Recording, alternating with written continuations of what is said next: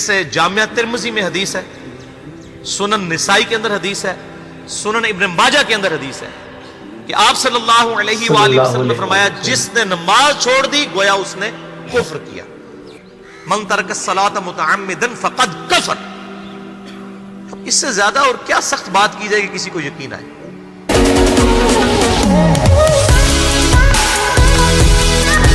अस्सलाम वालेकुम दोस्तों, welcome to react with AZ. कैसे हैं आप लोग? उम्मीद है खैरियत से होंगे। मैं हूं असद और एक बार फिर एक और नई वीडियो के साथ आपकी खिदमत में हाजिर हूं। आज जिस वीडियो पर मैं रिएक्ट करने वाला हूं उसका टाइटल है नमाज की अहमियत, और ये वीडियो इंजीनियर मोहम्मद अली मिर्जा साहब की है। इस वीडियो के अंदर वो नमाज की इंपॉर्टेंस के बारे में बात करेंगे। तो चलिए वीडियो को स्टार्ट करते हैं, पर चैनल को सब्सक्राइब करना और वीडियो को एंड तक देखना ना भूलिएगा। और भाई अल्लाह ने कब कहा है कि मुझे तुम्हारी नमाजें चाहिए? अल्लाह तो कहता है तुम्हें तुम्हारे लिए नमाजें चाहिए जी। और नमाज को इतना कैजुअल बना लिया हुआ इन्होंने। सही मुस्लिम के अंदर हदीस है, आप सल्लल्लाहु अलैहि वसल्लम ने फरमाया, बंदे के कुफ्र और इस्लाम के दरमियान फर्क ही नमाज है। हाँ जी। जो नमाज पढ़ता है वो मुसलमान है, और जो नमाज नहीं पढ़ता वो पाकिस्तान के शनाख्ती कार्ड में मुसलमान है। अल्लाह की डेफिनेशन में वो अमलन काफिर है। सही मुस्लिम इंटरनेशनल नंबरिंग के मुताबिक 246 नंबर हदीस है। आप जाके पीडीएफ खोल लें, इस्लाम 360 में जाके 246 नंबर हदीस सही मुस्लिम किताबुल ईमान चैप्टर में खोल के देख लें कि बंदे के कुफ्र और इस्लाम, शिर्क और इस्लाम के दरमियान फर्क ही नमाज है जी। आप बेशक अपने आप को मुसलमान क्लेम करते रहे, लेकिन वो शनाख्ती कार्ड वाला मुसलमान है, निकाह तलाक वाला मुसलमान है, उसका जनाजा भी पढ़ दिया जाएगा, पैदा होगा, अजान भी दे दी जाएगी। अल्लाह के हुजूर वो मुसलमान नहीं है, वो बस कलमे का ही हम एहतराम करते हैं, अदरवाइज तो अमलन काफिर है वो। इसी तरीके से जामिया तिरमिज़ी में हदीस है, सुनन निसाई के अंदर हदीस है, सुनन इब्न माजा के अंदर हदीस है कि आप सल्लल्लाहु अलैहि वसल्लम ने फरमाया, जिसने नमाज छोड़ दी गोया उसने कुफ्र किया। मन तरक सलात मुतअम्मिदन फक़द कफर। इससे ज्यादा और क्या सख्त बात की जाए कि किसी को यकीन आए कि जिसने जानबूझ के नमाज छोड़ दी उसने कुफ्र किया। अब जानबूझ के ये ना समझिएगा कि मैं बाल बच्चों दे कमाई करता रहना तो मैनू टाइम नहीं मिलता। जानबूझ की डेफिनेशन भी नबी अलैहिस्सलाम ने बुखारी और मुस्लिम में मौजूद है कि अगर कोई शख्स बेहोश हो जाता है या सोया रह जाता है, ये दो ऑप्शन है, या तीसरा ऑप्शन है वो भूल जाता है, तो जैसे याद आए उसी वक्त वो वाली नमाज पढ़ ले।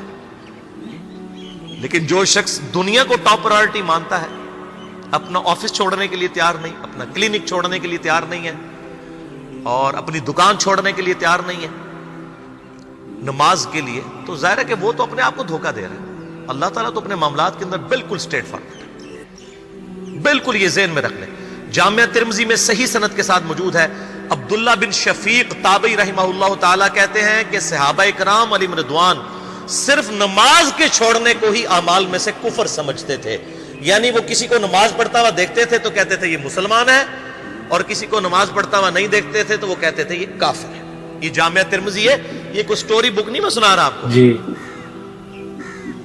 मुस्नद अहमद में सही सनद के साथ हदीस है, नबी सल्लल्लाहु अलैहि वसल्लम ने माज इब्न जबल से फरमाया, माज, अल्लाह के साथ किसी को शरीक न ठहराना, ख्वाह तुम्हारे टुकड़े टुकड़े कर दिए जाए, तुम्हें सूली पे चढ़ा दिया जाए, तुम्हें आग में जला दिया जाए, अल्लाह के साथ किसी को शरीक न ठहराना, और माज नमाज भी ना छोड़ना, क्योंकि जिसने नमाज छोड़ दी अल्लाह ताला के जिम्मे करम से वो निकल गया।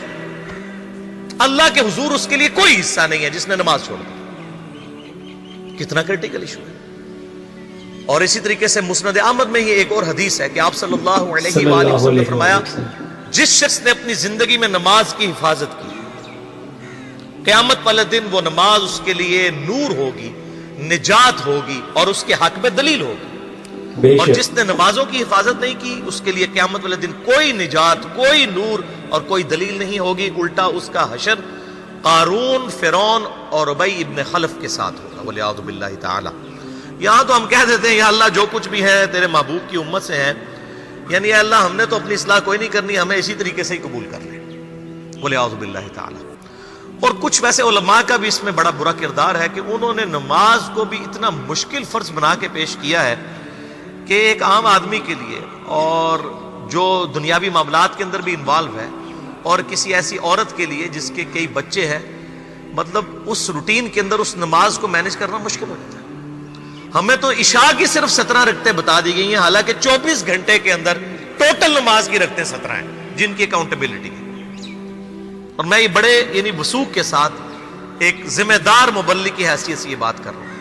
آپ صحیح بخاری اور صحیح مسلم کھول کے دیکھ لیں، فرض نمازوں کی تعداد جو ہے وہ 5 آئی ہے، اور ان کی رکعتوں کی تعداد بھی بیان ہو گئی ہے۔ فجر کے 2 فرض، ظہر کے 4 فرض، عصر کے 4، مغرب کے 3 اور عشاء کے 4، اور سفر میں سارے 2 فرض ہیں، مغرب کے 3۔ یہ ٹوٹل 17 رکھتے ہیں جن کی اکاؤنٹیبلٹی، باقی جنہ گڑ پاؤ گے انہ میٹھا، وہ ساری نفلی عبادت ہے۔ وہ بخاری اور مسلم دونوں میں حدیث ہے، جس نے فرض کے علاوہ 12 رکعتوں میں استقامت کی، اور وہ 12 رکعتیں آپ صلی اللہ علیہ وآلہ وسلم نے پڑھ کے بھی بتائیں، اور امہات المومنین میں سے سیدہ عائشہ نے، سیدہ ام سلمہ نے، سیدہ ام حبیبہ رضی اللہ عنہن نے روایت بھی کی کہ 2 فجر سے پہلے، 4 ظہر سے پہلے، 2 ظہر کے بعد، 2 مغرب کے بعد، 2 عشاء کے بعد۔ یہ 12 سنت موقدہ، جس نے یہ پڑھی اسے جنت میں محل ملے گا۔ اگر کوئی نہیں پڑھتا تو گنہگاری والا معاملہ کوئی نہیں ہے۔ اسی طریقے سے اس کے علاوہ ایک اور وطر کی نماز ہے جو سنت موقدہ ہے۔ وہ سیدنا مولا علی رضی اللہ تعالیٰ عنہ علیہ السلام کا قول ہے کہ وطر سنت ہے، سنت ہے، سنت ہے، مگر اسے مت چھوڑو۔ ہے سنت ہے لیکن تاکیدی ہے۔ آپ صلی اللہ علیہ وآلہ وسلم نے سفر میں بھی وطر اور فجر کی 2 سنتیں پڑھی ہیں، لیکن یہ صرف افضلیت کے اعتبار سے تاکیدی ہیں، ان کی کاؤنٹیبلٹی کوئی نہیں ہے۔ البتہ یہ ضرور ہے، سنن ابی داؤد میں ایک حدیث ہے کہ جس کی قیامت والے دن فرضوں میں کوتاہی نکل آئے گی تو اللہ تعالیٰ فرمائے گا میرے بندوں کی جو نفلی اور سنت عبادت ہے اس کو تول لو اور فرضوں کے ایکویلنٹ قبول کر لو۔ تو آپ اگر سنتیں پڑھیں گے تو اس کے ایکویلنٹ نفلوں کی کوتاہی پوری ہو جائے گی، ادروائز اکاؤنٹیبلٹی اس کی کوئی نہیں ہے۔ یہ ذہن میں رکھیے گا۔ صحیح بخاری اور مسلم دونوں میں حدیث موجود ہے۔ ایک صحابی آئے، انہوں نے کہا یا رسول اللہ صلی اللہ علیہ وآلہ وسلم، میں جنت میں جانا چاہتا ہوں، مجھے کوئی شارٹ کٹ بتا دیں۔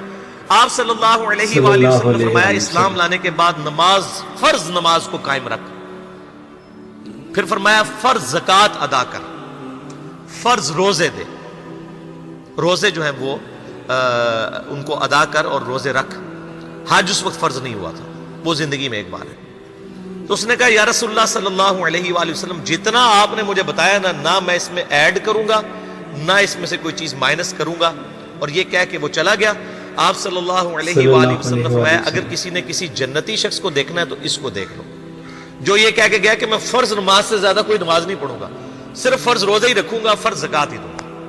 اب روزہ اور زکوٰۃ میں تو ہمارے علماء کو اور عام پبلک کو بھی جو دیندار لوگ ہیں ان کو ہضم ہوتی ہے کہ کوئی شخص یہ نہیں کہتا کہ بھئی پیر اور جمعرات کا روزہ، صحیح مسلم میں حدیث ہے کہ آپ صلی اللہ علیہ وآلہ وسلم کے نفلی روزوں کی یہ روٹین تھی۔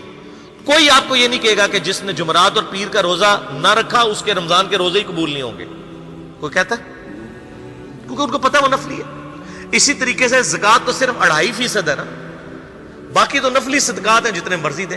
کوئی شخص نہیں کہتا کہ نفلی صدقہ نہ دیا تو آپ کی زکوٰۃ بھی قبول نہیں ہوگی، الٹا یہ کہتے ہیں وہ بس جی زکوٰۃ دے لو تو باقی سارا مال پاک ہے۔ لیکن جب فرض نماز کی باری آتی ہے تو اس وقت وہ 12 رکھتے ہیں بھی سنت موقدہ بیچ میں گھسیٹ دیتے ہیں، وہ بھی صرف فضیلت ہے۔ ٹوٹل 17 رکھتے ہیں، 2 فجر کی، 4 ظہر، 4 عصر، 3 مغرب، 4 عشاء۔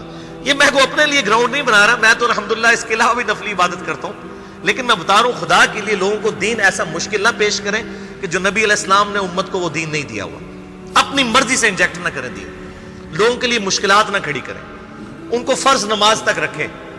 پھر انشاءاللہ کئی لوگوں کو میں نے اس نے نماز شروع کروائی، انہوں نے سنت نماز بھی، نوافل بھی شروع کر دی ہیں، لیکن آپ کم از کم وہ ڈیٹم لیول تو اچیو کروائیں لوگوں کا۔ لیکن فرض نماز کی باری آتی ہے کہتے ہیں نہیں جی سنتے بھی حصہ ہے، کہاں سے میرے بھائیوں حصہ ہے؟ وہ 17 رکھتے ہیں، سنتیں پڑھیں گے ثواب ہے، نہیں پڑھتے گناہ کوئی نہیں ہے۔ تو کم از کم فرض تو ادا کریں، اس کے لیے آپ کو ٹوٹل 24 گھنٹے میں میرا خیال ہے 40 منٹ بھی نہیں چاہیے فرض پڑھنے کے، تو اس کے اوپر تو استقامت کم از کم ہم اختیار کریں۔ اور چھوٹی چھوٹی جو نٹی گٹیز ہیں ان کو تو ہم نے اتنا فالو کیا ہوا ہے، اور فرض نماز کے بارے میں ہم اتنے کیجول ہو جاتے ہیں۔ تو یہ فرض نماز کی امپورٹنس اس حوالے سے ضروری تھی، اس لیے میں نے ساتھ ہی بیان کر دی۔ اس ویڈیو کے اندر انجینئر محمد علی مرزا صاحب نے نماز کی امپورٹنس بتائی کہ نماز مسلمان کی زندگی میں کتنی ضروری ہے۔ مسلمانوں کے 5 ارکان ہیں جو فرض ہیں، پہلا کلمہ، دوسرا نماز، تیسرا روزہ، چوتھا زکوٰۃ اور 5واں حج ہے۔ नमाज ही मुसलमान और काफिर के दरमियान फर्क करती है। जो नमाज पढ़ता है वो मुसलमान है और जो नमाज नहीं पढ़ता वो अमलन काफिर है। जैसे इन्होंने कहा कि वो पाकिस्तान के शनाख्ती कार्ड पे तो मुसलमान है, मगर वो अगर नमाज नहीं पढ़ता तो अमलन अल्लाह के यहाँ वो काफिर है। अल्लाह ने नमाज पढ़ने का हुक्म दिया है, इसका फायदा हमें अल्लाह ताला आखिरत में देंगे। मरने के बाद जब दोबारा हम जिंदा किए जाएंगे तो जो इबादत हमने अल्लाह के लिए दुनिया में की, अल्लाह उसका अजर हमें आखिरत में अता करेंगे। और नमाज तो किसी हालत में भी माफ नहीं। हम कोई भी बहाना करते हैं कि हमने ये काम है, वो काम है, नमाज से ज्यादा इंपॉर्टेंट काम कोई नहीं है। तो अल्लाह ताला हमें 5 वक्त के नमाज कायम करने की और अपने हजूर खड़े होने की तौफीक अता फरमाए। उम्मीद है आपको ये वीडियो अच्छी लगी होगी, तो वीडियो को लाइक कीजिएगा, शेयर कीजिएगा, चैनल को सब्सक्राइब करना ना भूलिएगा। तब तक के लिए अपना ख्याल रखिएगा। मुझे दें इजाजत, मिलते हैं अगली वीडियो में। अल्लाह हाफिज।